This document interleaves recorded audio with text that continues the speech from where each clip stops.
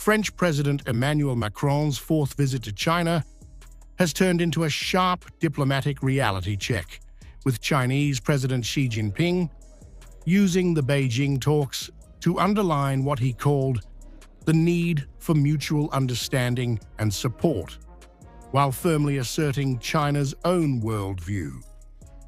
The meeting came against a backdrop of deepening geopolitical instability, from Russia's war in Ukraine to rising tensions between China and the European Union.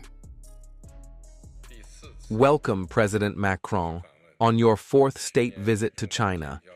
China and France are both visionary and responsible independent major powers.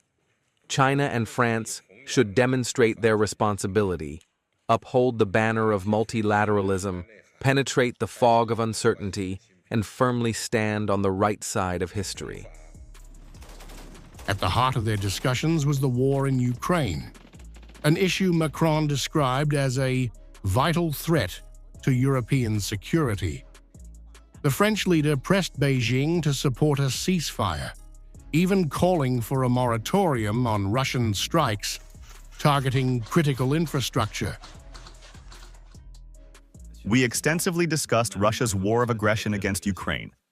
I hope that China can join our call and our efforts to achieve, as soon as possible at the very least, a ceasefire, and work together for a just and lasting peace that respects international law. But Xi's response was firm, reiterating China's support for a political settlement, while warning against what he called irresponsible attempts to shift blame and smear China.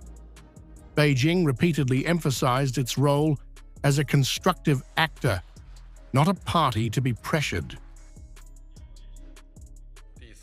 China is willing to work with France, eliminating any interferences, enabling the China-France comprehensive strategic partnership to advance more steadily and soundly, and make new contributions to promoting an equal and orderly multipolar world.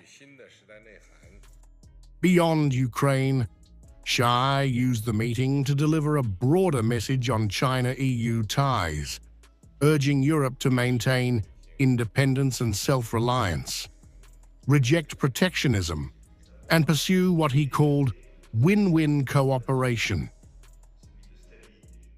This comes as Europe worries about Beijing's closeness with Moscow, Chinese industrial overcapacity, state subsidies, and a growing list of trade disputes, from EV tariffs to China's retaliatory cognac duties, which Paris narrowly avoided through a last-minute exemption for 90% of its exports.